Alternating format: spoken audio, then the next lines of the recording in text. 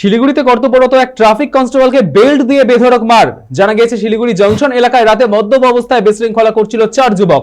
সেই সময় দায়িত্বরত ওই ট্রাফিক কনস্টেবল তাদের থামাতে গেলেই বচসা বাঁধে।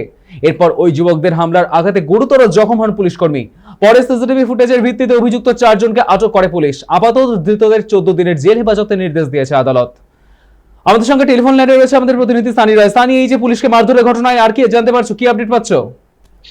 একদমই দেখো, স্বাভাবিকভাবেই কিন্তু পুলিশকে রীতিমতো বেল দিয়ে মারার ঘটনায় কিন্তু শিলিগুড়ি গোটা শহর জুড়ে এই মুহূর্তে পুলিশের নিজস্ব নিরাপত্তা নিয়ে প্রশ্ন তোলা শুরু করে দিয়েছে মানুষ। কারণ দেখা গেছে যে রাতের অন্ধকারে 4 জন যুবক যখন মদ্যপ অবস্থায় ছিল, সেখানে এক সিভিক পুলিশ সহ এক কনস্টেবল তাদেরকে সেখান থেকে সরে যেতে বললে তারা নিজের মধ্যে একেবারে বচসা বেঁধে যায় এবং তারপরে রীতিমতো হাতাহাতি, প্যান্টের বেল খুলে মারধর করায় কিন্তু গুরুতর জখম হয় ওই কনস্টেবল এবং তার সঙ্গে থাকা সিভিক পুলিশও।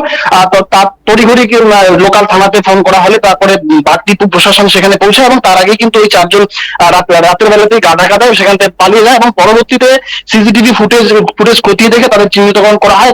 তারপরে শিলিগুড়ি জেলা আদালতে তাদেরকে তোলা হলে তাদের 14 দিনের জেল হেফাজতের নির্দেশ দেওয়া হয়েছে।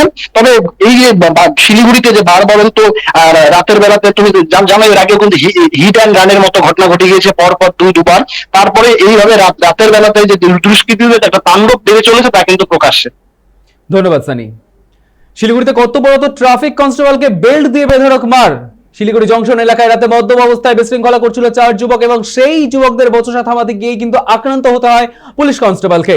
এর মধ্যেই সিসিটিভি ফুটেজ খতিয়ে দেখে 4 জনকে আটক করেছে পুলিশ। ধৃতদের 14 দিনের জেল হেফাজতের নির্দেশ আদালতের।